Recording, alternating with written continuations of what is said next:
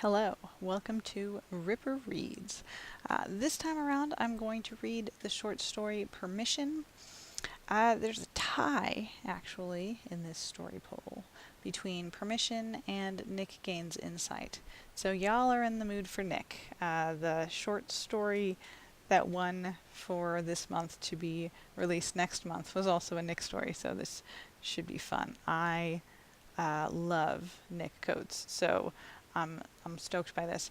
Was gonna read them both. Actually, encountered a thing where I can't find Nick Gaines Insight. I know it's somewhere, but it must be in a different project or something in Scrivener. So I will do that at some other time. Or I can read it off the website. I don't know. I like to know the word count. But in any event, I'm going to read for you right now Permission. This takes place during Threshold of the Year. Bernie was waiting expectantly in their room. He gave Nick a look as he dried his hair. What? So, Jace. Nick's eyes narrowed. Jace, yeah. All hard muscles and undisclosed need. Good guy, though. Is that all? Is what all? There was no point in talking, so Bernie didn't say a word. He stared at Nick and waited, not letting his eyes leave Nick's.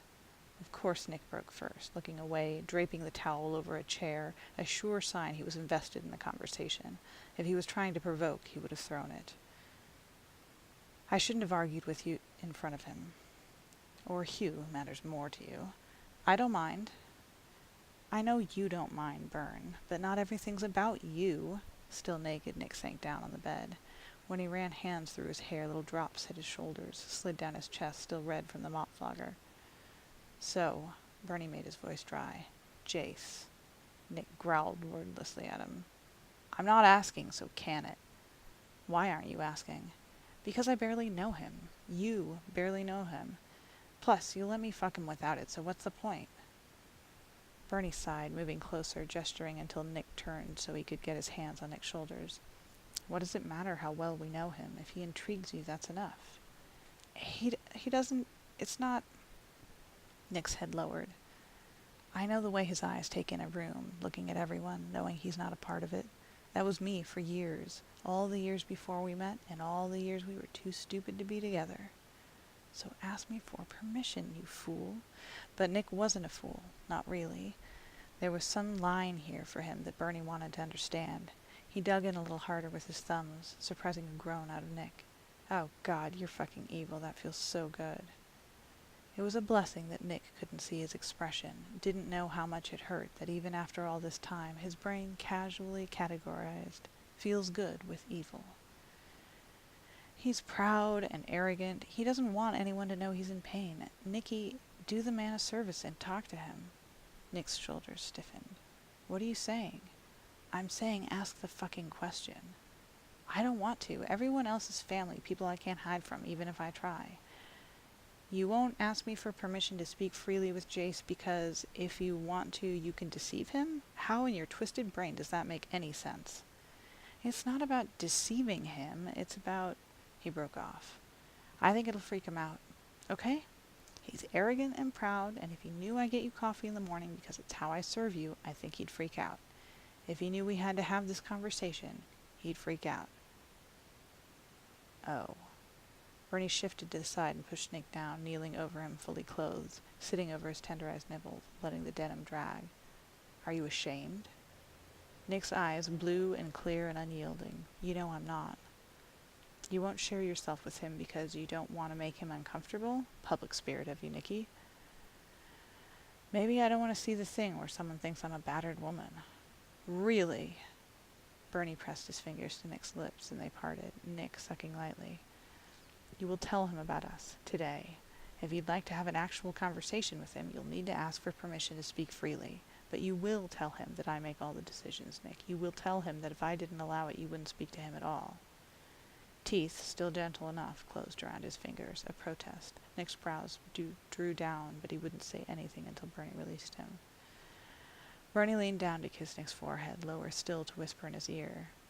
Think of how much easier it would be to fuck him if you could speak. Not that I object to being your voice, but he might find it even stranger than you making my coffee. This time the bite was more pointed, and Bernie slapped Nick's face without removing his fingers. Naughty. Stop resisting the thing you want. He reached back to give the cage a few hard knocks, making Nick's body jolt. You won't come until you fuck him, is that what you want? He could feel Nick's sigh, grateful, relieved, under him. Could feel the exhaled breath on his hand where he still fucked Nick's mouth. You are so good. He stroked through Nick's hair until its eyelashes fluttered. My beautiful boy, I don't keep you quiet because I want you isolated. I do it because when I don't, you give yourself away to everyone. This is different. I'm here and I won't let you give too much of yourself to Jace, Nick. Nick sighed again, and this time Bernie slid his fingers free. I can feel myself doing it. The part of me that wants to reach out, show him things, help him, try to shore up the parts of himself that are crumbling. He blinked up, still struggling for another long moment. Finally he said the words. May I have permission to speak freely to Jace? Deep in Bernie's mind, where light did not penetrate, he imagined saying no.